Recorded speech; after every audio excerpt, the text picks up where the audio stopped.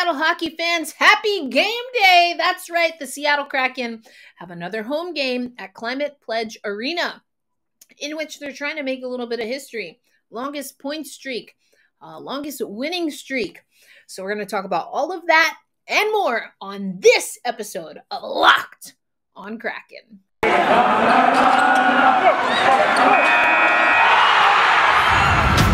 You are Locked on Kraken, your daily podcast on the Seattle Kraken, part of the Locked On Podcast Network, your team every day. We are the Seattle Kraken.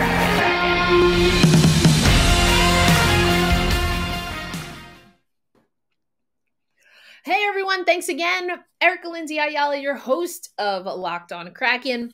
It's been a while, but we're back in action. The Seattle Kraken have been in action, and it will be Joey Daccord that goes between the pipes today. Philip Grubauer had a great performance, 22 saves in that 3-2 win over the San Jose Sharks. We seem to have their number. And at the end of the show, I'm going to mention the next time we get to see them, as we have several games that have been scheduled for next month, obviously with the NHL not taking the Olympic break. But I will be in Beijing, keeping up with Maddie Beniers. We'll get into that later on the show. But let's break down this 3-2 win. On the one hand, it's a victory. It's a second consecutive win for the Seattle Kraken, who got that overtime win the other day against Chicago. That being said, and I'm tempted to agree with him, Dave Hakstol did not like the play of the team, particularly in the first period. And, Seattle Kraken gone Kraken. They gave up a goal in the first 40 seconds of the game, which unfortunately we've seen a handful of times from this team. So that wasn't great. You'll also hear Dave Hakstol in just a minute talk about the energy that the Seattle Kraken is putting into the penalty kill. On the one hand, they were 5 for 6 on the PK, but also the timing of when they're taking those penalties, massive for this Seattle Kraken team. A little bit later in the show, you'll hear from Vince Dunn, who talked about Mark Giordano, of course, mixing it up and what that meant to the team. On the one hand, you have penalties that result in that kind of revival of energy for the team, but you also got to be mindful of when you're taking those penalties, and that's what Dave Hakstol talked a little bit about today. But as I mentioned, it was a 22-save performance for Philip Grubauer. That first goal was just the Seattle Kraken not being able to get the puck out of the zone. Tried to make a centering pass right in front of Grubauer. You saw two San Jose Sharks converge on Vince Dunn, who at that point is going to get credited with a cough-up, but not much you can do in that situation. So being smarter on the puck is what I want to see. So while it was a win, it wasn't a pretty win, but don't take my word for it. Here is what Dave Hakstol had to say after the game. Well, the consistency in our game wasn't there tonight, especially initially. Like we sleptwalked through the first period. And a credit to our guys to be able to work our way back into this game. That's not an easy thing to do. We've talked about how hard it is to play from behind in this league before. Gruby made a couple saves on a couple pass outs early in the second, and if I'm not mistaken, the breakaway was probably 5 or 6 minutes into the second period that he stopped. I thought those were huge points in this game. They allowed us to get going and score our first goal, and that got us going in the right direction. So wins come in all different shapes and forms, and every one of them is good. But this one, we had our ups and downs. But that's what I give our guys a lot of credit to be able to step up in the second and third period and find a way to get it done when we weren't at our best. But new day tomorrow. I mean, that's new day tomorrow. Found a way. You got to find ways to win, and that's exactly we had a complete 65-minute win a couple nights ago. Tonight we found a way. We scratched and clawed. We did a bunch of little things, guys. The game-winning goal. That's a couple of those guys hadn't been on the ice very much for a while, but they went out and they made a play. That's affecting the game. and affecting the outcome of the game. So we found a way tonight, and that's awesome. And again, we love to be able to do that in front of our fans here. That's important. It's important, when your captain's out there fighting, blocking shots, and doing everything that shows how much he cares about getting a win in this building. So now, we've got a new challenge tomorrow against a real good hockey team that's going to be rested. So, let's take that challenge on tomorrow, and we're going to have to be more complete. We got to make sure we have a little better start tomorrow. So again, the San Jose Sharks had 6 opportunities on the power play. That's 5 successful PKs. They did score 1 power play goal. Another thing, though, speaking of the physicality of the game, the Seattle Kraken had 24 hits to the San Jose Sharks, 15 hits, blocks, 15 blocks for the Seattle Kraken, 10 for the San Jose Sharks. Physical game, gritty, grimy game, not a great first period. But a win is a win is a win. So how is that going to parlay tonight as the Seattle Kraken take on the St. Louis Blues? Well, we're going to hear from Dave Haxtell again. But before we do that, we're going to close out this segment hearing from Carson Soucy. And he'll give you his thoughts after the win just yesterday against the San Jose Sharks. And of course, we're going into a back-to-back. Here's Carson Soucy. I don't know. It's hard to say when you come out slow after kind of a win last game. I think we just looked at ourselves and said that's unacceptable as a team. So there wasn't much said in the locker room after a period like that, but I think the right things were said, and like I said, it's unacceptable for our group to come out like that at home. Yeah, absolutely. And the frustrating part is kind of just talking about that in the morning and throughout the year kind of thing. But I think we responded well, and that's a big part of moving forward for this group is how we respond after an early goal. I think just practice and time, working with each other still here. We still know we got some cleanup to do. Gruby played awesome tonight for us. Big saves when he had to. Things we just kind of been focused on is just trust him, make the first save, try to not give him a second chance. That's kind of what we've been really working on lately. And he did a great job making those saves tonight. So one way to spice things up, of course, is to have your captain mixing it up. Another way is to just try New Year's resolutions. And it is a brand new year, 2022. And Built Bar is a great way to help you stay on course with some of the resolutions that you have made for yourself, especially when it comes to your health. Now, packed with 17 grams of proteins, whilst only having 4 grams of sugar, 4 grams of net carbs, and being around 130 calories, Built Bar can definitely keep you on track when it comes to your health and wellness goals and resolutions for 2022. Do what I do and keep some right by your office desk. That way you can snack on some of that instead of being hangry in your next Zoom meeting. So here's what we want you to do. Head over to Built.com. You can use promo code LOCKED15 for 15% off your next order of Built Bars over at Built.com. You can get double chocolate, you can get the cookies and cream, you can get the cherry barcia, or you can get a little bit of this and a little bit of that with the mixed box. But what you'll get guaranteed is a delicious tasting protein bar, and thanks to your friends at the Locked On Network, 15% off your next order at Built.com when you use promo code LOCKED15. Happy snacking! Coming up tonight at Climate Pledge Arena, we're going to see Joey Daccord in net for the Seattle Kraken. Now, the Seattle Kraken have 2 goalies in COVID protocol, as you can see on this graphic right here. I love these new game day graphics that we're getting. And now we're going to talk a little bit about what to expect with the St. Louis Blues. So on January 13th, the Seattle Kraken fell to the St. Louis Blues on the road. It was another back-to-back that they had. I believe it was Dallas. They had Dallas the night before. 3-2 loss on January 13th. They're looking to avenge that, of course, with home ice advantage. But that's something that the Seattle Kraken need to do, is take advantage of home ice. Carson Soucy talks a little bit about it. Dave Haxtell alluding to just not having a great start at home.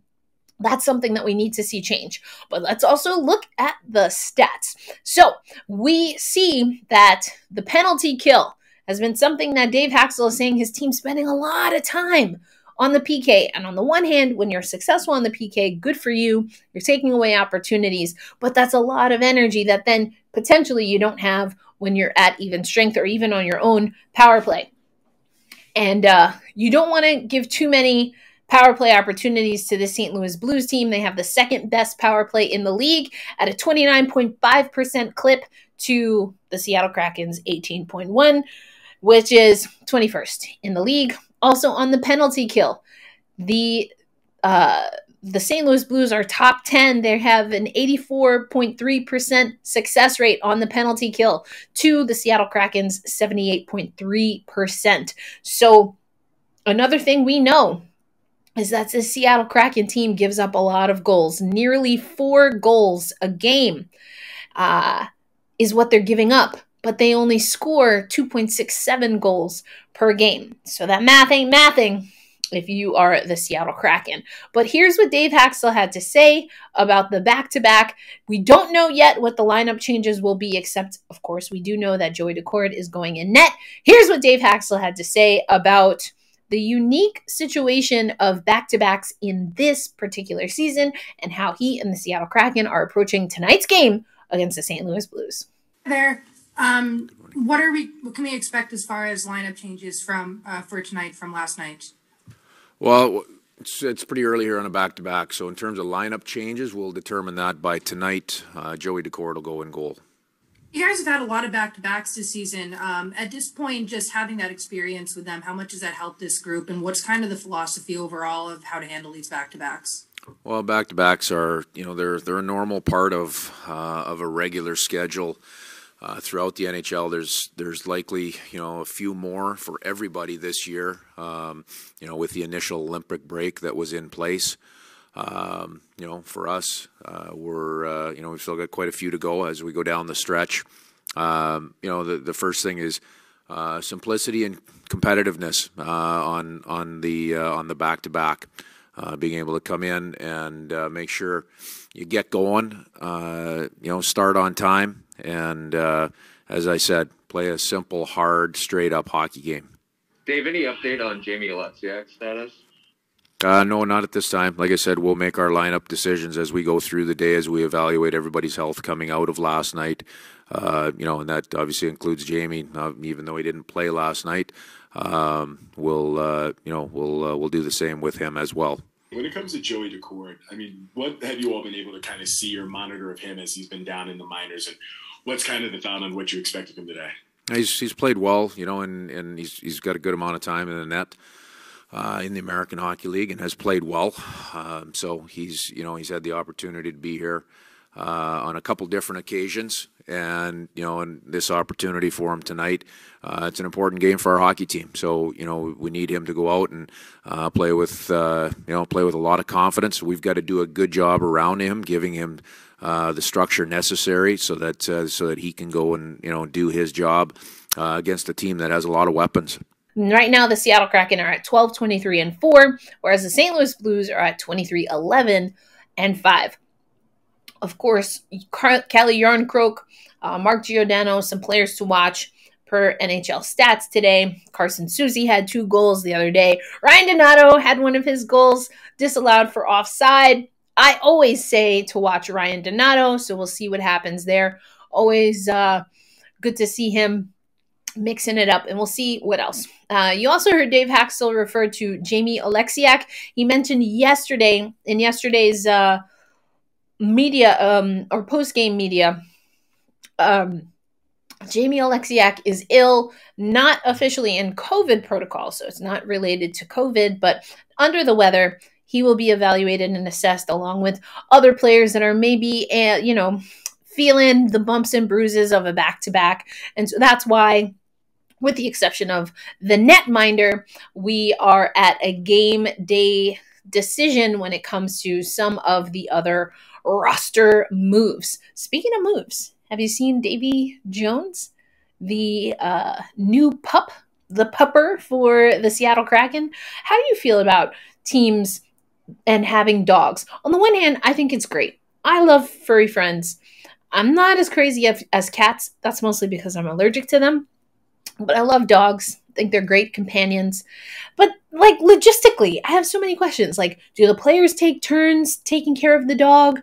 Is this in the job description of the Seattle Kraken staffer that now has to take care of the pup? I mean, they have to be walked. They have to be fed. Who takes care of the shots? I have a lot of questions. I have so many questions.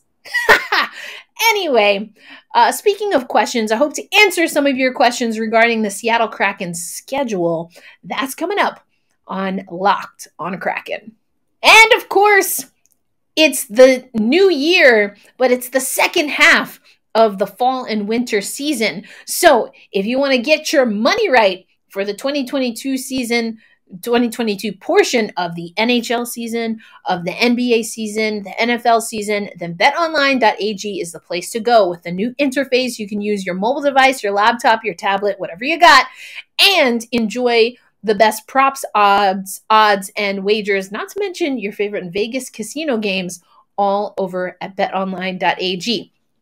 And if you use promo code LOCKEDON right now to sign up for the first time, you will get a 50% welcome bonus when using promo code Locked On. So again, from football, basketball, and of course, the ice hockey, you can find everything that you need to get yourself ready to make some money in 2022 over at betonline.ag. BetOnline is the best and easiest way to wager on sports.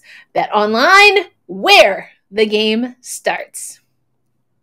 All right, folks, let's talk about the 7 games that have been, not all of them added, but we're going to talk about the February schedule for the Seattle Kraken. It is 7 overall that I think have been rescheduled, but I'm going to walk you through all of February, and we'll go from there. So here's the graphic for you. February 1st at Boston. I was just at TD Gardens. Oh my gosh, I cried seeing Willie O'Ree's number lifted into the rafters. It was the first time I've seen a number retired in real time, I think, for any sport. So that was pretty cool to be there. So stick taps to the Boston Bruins for doing that. And thank you so much to the Carnegie Initiative and specifically Black Girl Hockey Club and Shireen Ahmed. I lost my ticket. I dropped it somewhere. So then I got hooked up with an extra ticket. Anyway, that was pretty cool. So February 1st at Boston, that's a 4 p.m. local to Seattle PT time start. On the 9th, the game that was originally scheduled for December 21st is going to be the Seattle Kraken hosting the Arizona Coyotes. That's at Climate Pledge Arena, 7 p.m. Pacific time. Again, that's the December 21st tickets that are being honored. Then 2 nights later, it's Anaheim rolls in. That's the game. That's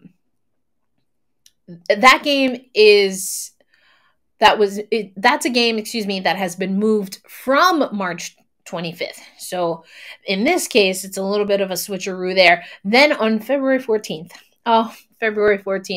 we know that there's some feels when you go up against your old team. I've talked to Dave Haxtell about what it would be like to host Toronto. Well, we get that chance on February 14th. That is the December 19th tickets that will be honored. That's a 6 p.m. start on Valentine's Day. We all love the Kraken. That's why we're here together. On the 17th, the Seattle Kraken travel to Winnipeg. That's the game from January 8th. Then on February 19th at Calgary. So Gio will get to return. That, of course, was that December 23rd game that we had been hyping up and then got moved. Then at Vancouver on the 21st. That's from the December 27th game. So that's another makeup game on February 19th. On February 21st. That game was the December 27th game originally. Then the New York Islanders game is now going to be on February 22nd. That's the original January 4th game. There were some students that came out to cover the Seattle Kraken. If you don't follow Mike Benton, he had that story. It was pretty cool. That some of the broadcasters and analysts from the game were able to make it a worthwhile trip for those guys. February 24th versus Boston. So the Bruins roll into town on the 24th. That's as originally scheduled, and as well as I mentioned it earlier, San Jose, so far so good. When we play the Sharks, can we keep that mojo going when we return to the Shark Tank on February 27th? So there you go. Those are the updates. We talked about Davy Jones. We talked about, unfortunately, having 2 goalies, not 1, but 2 goalies in COVID protocol. We talked about a lot, but it's a game day, so we want to get you going over to the game. Thanks as always for listening to Locked on Kraken. Thanks for your patience this week as I've been on the road and I'm getting ready. This is like my penultimate journey before going to Beijing. I'll get into that a little bit more. We're going to talk about the Black Hockey History Truck. I'm going to talk to you a little bit more about my experience with the Carnegie Initiative and Willie O'Ree's retirement. We'll get into all of that next week. And now that you've listened to Locked on Kraken, why don't you head over and listen to Locked on Bets with your boy Q and handicapping expert Lee Sterling. As with everything on the Locked On Podcast Network, this is free for you to enjoy either on YouTube for those who have YouTube channels or, of course, wherever you listen to podcasts. It's a game day, so it's hold fast, stay true, fear the deep, and let's go Kraken! Have a great weekend. I'll see you on Monday.